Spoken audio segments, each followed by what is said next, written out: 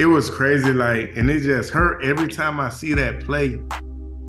It just hurt because I don't understand. I don't see where the ref could even thought it was a holding call. It was a clear head-up block. Oh, welcome everyone to another episode of the Music City Audible podcast presented by Broadway Sports Media in partnership with 440 Sports. I'm Justin Graver. With me, as always, Justin, Melo, and Justin. We have a special episode today. One of the greatest running backs in NFL history, and also, of course, Titans history, the legendary Chris Johnson, joining us on this pod. I am excited to get into this one. Yeah, I am as well. You know, this was an awesome opportunity that was put on my desk really out of nowhere. So glad we could make it work with CJ2K, and he joined us for a really, really good in-depth interview here. Yeah, so let's get to that interview. Before we do, let me remind everyone that this episode is brought to you by Sinkers Beverages in East Nashville and Bluegrass Beverages in Hendersonville. Stay tuned for more on Sinkers Beverages and Bluegrass Beverages in a bit. And also, right before we get into this interview, I want to remind everyone watching out there to please subscribe to the YouTube channel. Give this video a thumbs up, like, and turn on channel alerts so you get a notification every time we drop a new video. It's the subscribers, the likes, the comments that are the reason we're able to do stuff like this. So if you want us to keep doing things like this, please hit that subscribe button. All right, Justin, without further ado, let's welcome on the legend, CJ2K himself. Chris, I think it'd be silly of me to not start with what's probably the biggest offseason development for the Titans. And there was a lot of them, but the decision to move on from Derrick Henry is probably the one that caught the most attention. As a fellow, legendary Titans running back, what was your take on that decision? It was kind of crazy to me because I feel like kind of like the same situation happened with me. Someone like in their prime and or I don't know if they would say his prime or whatever like that, but let's just say probably like, let's say the back end of his career, but still putting up numbers, still putting up 1,000-yard season and stuff like that. But honestly, what I took from that is when you think about getting rid of Mike Vrabel, bringing in a new coach, the offense changing. We're not going to be a run-first type offense. And when you speak about Derrick Henry, he's on the field first and second down, third down, they bring in another guy. So he's not being on the field all three downs. He's not really helping you in the passing game. So being that offense that they're bringing in, it's going to be the type of offense where they're throwing it all over the field. They need the type of back that can create mismatches in the passing game and things like that. I just think that's what they was going towards. And the league is a monkey see, monkey do league. And you look at the teams that's been winning the Super Bowls, it's teams that's throwing it over the field. You look at Kansas City Chiefs. They're throwing it all over the field. They're not a run-first offense. And if the goal is to get a Super Bowl, then, like I say, monkey see, monkey do lead. So we're going towards a pass-first offense, and it's like, does Derrick Henry really fits that offense? And do you see the duo? Now they got Tony Pollard, who they brought over from the Dallas Cowboys, and Tajay Spears, a sophomore third-round pick. Do you see them as being sort of an ideal fit for that pass-first offense? Yeah, I think for that pass offense, like you got Tony Pollard coming in there. He runs the ball in. He helps in the pass game. And then you got both of those guys that really can help you in the pass game, create a mismatch, run the free release option routes. I'm not sure. I haven't seen those guys line up like out in the slot and that receiver and stuff. So I'm not sure on their route running out there from that perspective, but I know both of those guys can help you in the passing game. And I think that fits the new Tennessee offense a lot more than Derrick would have fitted. Because at the end of the day, like with Derrick, he's a volume guy. He's a volume type running back. You can't give him the ball 2 or 3 times in the first quarter and then give him the ball third quarter, fourth quarter. Like Derrick is that guy that he needs his 25 to 30 touches. So, and that's just not where the offense was going in Tennessee. So that's why I feel like he really didn't fit it because he wasn't going to be that guy that's getting 25 touches a game with the new offense. Yeah, that makes sense. And as we look at this new duo they have with Pollard and Spears, it's the Titans at one point had DeMarco Murray and Derrick Henry, but Derrick Henry wasn't really Derrick Henry yet at that time. It feels like it's probably the best duo of running backs since Smash and Dash, since you and Lendale White. But I'm curious, if you had to take a duo for one game, would you take you and Lendale or Spears and Pollard here, the new Titans? Come on, man. You know that answer right there. Know I'm that taking you answer. and Lendale because I've seen you No, do it it. I gotta be. mean, It's not like nobody has been smash and dash. I will smash and dash like back then. Like, nah, ain't nobody smash and dash. It's legendary. Like, it is. um, I'm curious what you think about Will Levis too. What have you seen from the new Titans quarterback here in his first year as he enters his second? And do you believe that he's going to show that he's a franchise quarterback this coming season? yeah, I think he's gonna show he's that guy. Like, I've seen him play. I've seen him make all the throws.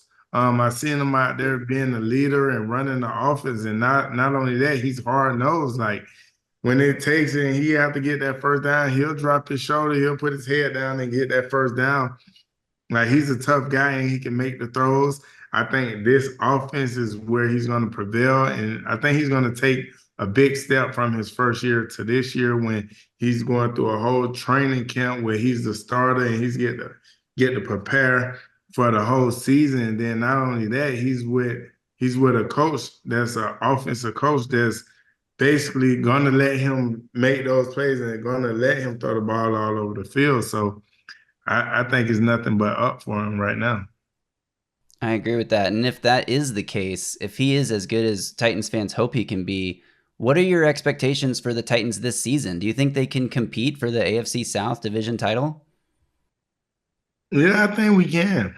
Like, if you think about the last few years and stuff like that, we have always been right there. Like we've been right there in the mix. So just with the added pieces we got, the Tony Pollard, the Tajay Spears, the Kevin Ridley, we still got D Hop, all those guys, like I think we're right there. And if it gels the way that I know it can gel and that I know it will gel, just by those guys putting in the work and things like that, I think we're right there and I think we got a chance. I agree. All right, quick break from the Chris Johnson interview to tell you guys about Sinkers Beverages in East Nashville and Bluegrass Beverages in Hendersonville. Sinkers Beverages is the premier wine, spirits, and beer store in East Nashville, serving the community since 1985. Their knowledgeable staff is proud to help you with large parties, themed events, or finding something unique for a special occasion. From birthday parties to milestone celebrations to everyday moments, Sinkers can help with the right drink for every occasion. And if you head to the sinkersbeverages.com website or check the link in this podcast description, you can join the In Crowd. In Crowd members get access to allocated wines and spirits, exclusive events, early access to barrel releases, and more. Plus, Sinkers Beverages is on Uber Eats. So if you don't have time to get over to the store, just search Sinkers on your Uber Eats app and you can have everything you need delivered right to your front door. All right, Justin, without further ado, let's get back to Chris Johnson. We got a few fun questions for you here and some throwback stuff before we let you go. So first, I'm just curious, if you had to rank the Mount Rushmore of Titans running backs, which I'm considering you, Derrick Henry, Eddie George, Earl Campbell, how would you rank those four? The four. I gotta go me number one. I gotta go Derrick number two. Wow. Probably biased because like I can't rank nobody ahead of somebody that went for 2,000 yards. Like, yeah, you're the 2,000-yard guys. Right. So me one, Derrick two. I gotta go. I gotta go Eddie three, and then I go Earl number four. Nice. I like it. And Chris, speaking of that 2K season, your legendary 2K season, what do you recall most about it? I think of the camaraderie that the offensive line showed and how badly they wanted to help get you there. Like, how do you look back on it? Oh man, it was just awesome season. Like when it comes to like setting those goals and accomplishing those goals, and like how we all gelled together, and we was not only just for 2,000 yards, like we knew if we continued to do what we had to do, um, and reach that goal and things like that, we knew like we would be winning games. Like, not just like, oh, we finna go out here and rush for 150, 200 yards and we okay with that and taking that L. Like, when that was going on, like, so we lost the first 6 games. Yeah. Made a quarterback switch to Vince. Out of the last 10 games, we won 8 out of the last 10. So we was winning. So that formula wasn't just like, okay, we're going to run the ball and try to get this goal. Like, we're sticking to the formula, and this formula is actually winning games. So we knew we was trying to get a goal, and we knew we was still trying to turn this season around and make the playoffs. And we almost made it. We was 1 game out. Like, I think somebody had to win a game or something like that, and we barely missed the playoffs. But it wasn't just like we're trying to get this goal. Like, we're trying to win games. We're trying to make it to the playoffs and stuff like that. And we fell short of it. We got the goal, but we fell short of the playoffs. So it was like, and the crazy thing is, a lot of people, they talk about like me and the offensive line, but it was more than that. Like, it was the quarterbacks. You go look at the receivers, go see how they blocking downfield. Yeah. The defense doing everything they had to do to get us the ball back so we get back on the field. So it was a whole team effort. So all the time I always say, like, it wasn't just me and the offensive line. Like, that was a whole team effort. Yeah. And I still say it's the most electric single season performance, I think, in Tennessee Titans history. And if there's one sore spot for me, and I hate to bring it up, but you ever look back on that bogus holding call against the Seahawks in week 17 and think, man, if that call wasn't made, because if it wasn't made, you likely would have been number 1 all time, single season record holder, if not for that bogus penalty. Right. If not for that bogus penalty, I would have been number 1 all time in rushing. Like, right now, like, I'm number 1 in like scrimmage yards, like rushing and receiving combined. I'm number 1 in history. So I still got something out of it, but it was crazy. Like, and it just hurt every time I see that play. It just hurt because I don't understand. I don't see where the ref could even thought it was a holding call. It was a clear head up block. Like, he didn't grab him, none of that. Like, yeah, I don't know what was going on with that, but it is what it is. It is. Not to bring up another sore spot, but I have to ask you about the 2008 playoff game against the Baltimore Ravens. Right. You were crushing it in the first half. You were unstoppable pretty much. And then 3 of the hardest hitting guys to ever play the game, Ed Reed, Ray Lewis, Terrell Suggs, they all sort of get you wrapped up together. Ed Reed's bending you back and you suffer that ankle injury. Do you think you guys would have won that game if you hadn't got hurt in the first half? Man, I know we would have won that game. Like, they couldn't do nothing with me. I know you going to halftime and make adjustments and stuff like that, but I feel like, outside of me getting hurt, which was a big blow for the offense, but it was a couple other scenarios what hurt us in that game too. So I think we fumbled twice inside of our own 20. And I think we lost that game, like 17-14 or 13-10. 13-10, right? 13-10. So we was inside of our own 20 twice, which we had 2 turnovers, which we had Rob Baronis, which even if we don't score and we kick those 2 field goals, we up. And then it was another play where it was supposed to be a delay of game on Joe Flacco. Yep. And they take the ball still and threw a deep ball down the field. And they caught it. So those 3 were so critical. And for us to lose 13-10 with me getting hurt and those 3 critical plays, like, it's like, yeah, we're supposed to win that game. And then we just was coming off beating Pittsburgh that year. So I just know solely in my heart that, like, I think that was our Super Bowl year right there. That was it. That was the year you started 10-0. Like, that was right. It. Mm-hmm. It's too bad. And that's just how football goes sometimes. But that is, yeah.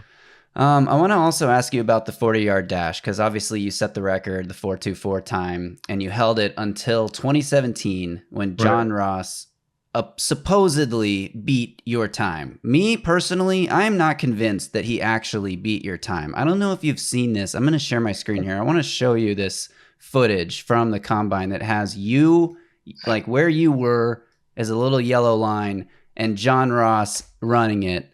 And to me, this is not a faster time than you. I even have pulled off at the end. I even have a still shot here where you've reached it and he's still here. What happened here? I know there was the whole PR thing with Adidas saying they'd give somebody an island if they broke the record or whatever, and John Ross didn't even run. He didn't even wear Adidas. He didn't even wear Adidas. But do you think that this was a little fishy here? Or do you think you actually got beat? Man, I know it was fishy for sure because I think his time was a 4.22, and I've been watching the combine for years, like before I went to the combine and after I went to the combine, and I never seen a time take as long as his took to come back. Right. One. Number two, I never seen the unofficial and official time the exact same. I never seen that. And then I just think like I had the record for so long, so many years. I feel like the combine had started to get a little boring. So they had to do something to spice it up. And then like just now, like you seeing like every year somebody running faster and faster and faster. So man, I don't know. But the proof is right there. I agree. But like what I tell people a lot of times, like a lot of people be so caught up on the 40, like that was something that I was proud of to have run that time and to have had that record for so long. But at the end of the day, what I like try to tell people, like, if you run a fast 40 and it don't translate to the field or you don't do nothing when you get in the NFL, that 40 don't mean nothing.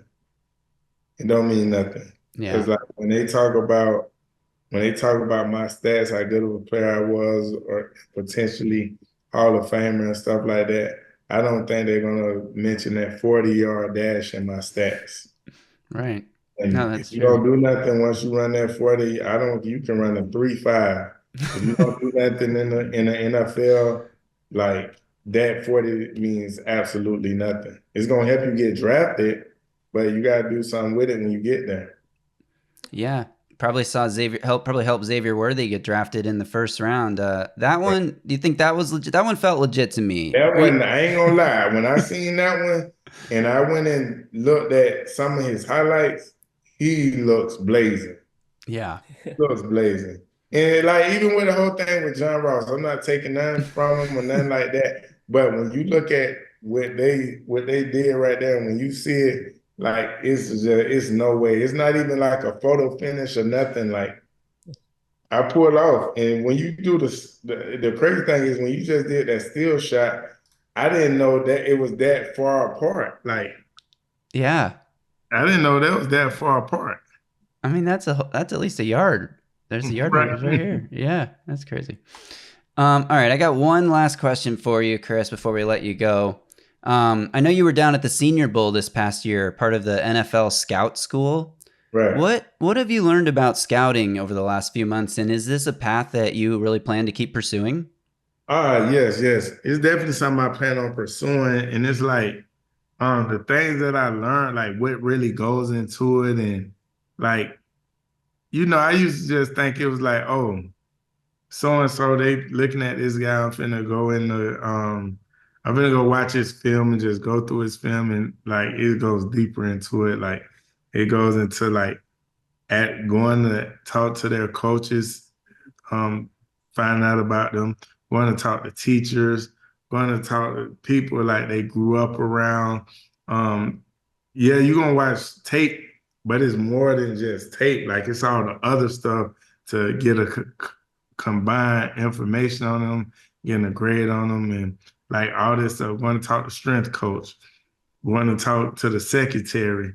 It's like a lot more going into it. And then not only just that, like you got a team that you're working with. So like, say if it's like five of us in the office or whatever like that. Like, I'm not going to be the only one. So I'm going to do what I think on them. They're going to do what they think. And we're going to get it all together and put it together. And then, like, I just think, like, with how things going, like, let's say, forget the NFL, let's say, like, college football, how they are, like, starting to pay these kids and how college, I forgot what it was called, but they got something was going on where they finna make it to where, like, it's a salary cap or something. They paying the players and stuff like that. And so now how with college football is usually the position coaches are doing the scouting or whatever.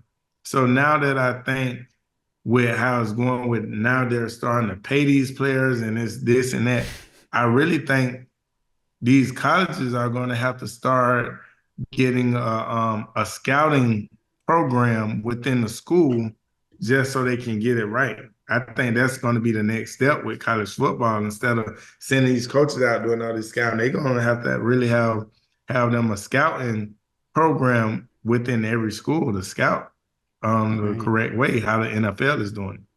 Yeah, to get those recruits in, yeah. Chris, maybe when you're done, you could find the scouts that didn't have a first-round grade on you coming out, and you could teach them a thing or two about what they missed on. Right. I wish I knew who didn't have a first-round grade on me. Or I wish I knew who rated me a 2-star coming out of high school. So, yeah, East Carolina, that was your only D1 offer, right? Yeah, basically. I had Connecticut, but they wanted me to play cornerback. So, wow. Back then the running back was the guy, so I had to stick with it. Yeah. No doubt, Chris. This has been outstanding. Thank you so much for your time. We've learned so much. One of the greatest Tennessee Titans of all time. One of the greatest modern day running backs, certainly, with a 2,000-yard season. Unbelievable. It's been a pleasure, Chris. Thank you so much. Thank you. All right. Thanks again to Chris Johnson. That was awesome. Justin, this might be one of the coolest things I've gotten to do as a person in sports media. I met Eddie George once at NFL headquarters, but I just talked to him for like 10 seconds. This was a whole nother level. I met Eddie too. That's pretty funny. I think I've probably told that story. I met him out here in Toronto, funny enough. To see his show, to see his Broadway show. I did. Yeah, I bought tickets to the Broadway show and then met up with him after. He was awesome. But no, that was terrific stuff from Chris Johnson. I mean, credit him. Older players, guys who are not in the league anymore, they're not always up to date on current happenings of the team. That's just the truth. He was very well in tune with what's going on with Will Levis, the circumstances surrounding Derrick Henry's departure, Brian Callahan's offense, how he expects Will Levis to operate it. Now, he's clearly done his homework, and he's very, very in tune of where the franchise has gone, this offseason. Yeah, I think the Titans should hire him as a scout. Bring him in, find the next CJ, like he was talking about it. Is it bad? I didn't want to say anything. Were they old teammates? I don't know. I can't recall now for sure, but I didn't want to throw anyone under the bus. I think you know where I'm going with this. But as soon as he talked about you could run a quick 40, but it doesn't mean you could play football, just immediately in my mind, I was like Chris Henry. That running back that they drafted. You remember him? Of course, yeah. I want to say he tested well, but couldn't hit a hole for shit. No vision, none of that stuff. Right. Let's see. Did they play together? Yeah, they did. He was here in 2007 to 2009, so they overlapped for 2 years. I thought so. I was almost certain they did. So couldn't play for shit though, but immediately I'm like Chris Henry. Oh man, that was great though. Great stuff. Thanks again to Chris Johnson, to his team for helping set that up, and we hope you guys enjoyed it. We will be back next week with more on the Titans. I don't know, maybe get to that Titans most disrespected team video, maybe not. I don't know. We'll see what the calendar holds. If you have any topics that you want us to cover, remember, drop those in the comments below. Maybe we'll actually get to them. If you have any questions, drop those in the comments below. Justin and I are very active in responding to you guys, so we appreciate all the support from everyone out there. If you could support us even more by hitting that subscribe button, giving this video that thumbs up, and turn on channel alerts so you get a notification every time we drop a new video. Thanks again to Sinkers Beverages in East Nashville, Bluegrass Beverages in Hendersonville. Once again, you can join the In-Crowd. In-Crowd members get access to allocated wines and spirits, exclusive events, early access to barrel releases, and more. All right, Justin, any last final thoughts before we say goodbye? That's all. Thank you to CJ2K. We'll be back really soon. And training camp's right around the corner. So these little fun episodes we've been doing where we've got different topics or guests, we're going to be full-fledged training camp here very soon. So a lot to talk about in roughly 3 weeks from now. So looking forward to that as well. Yeah, I cannot wait. All right, until then, y'all stay safe out there and tighten up.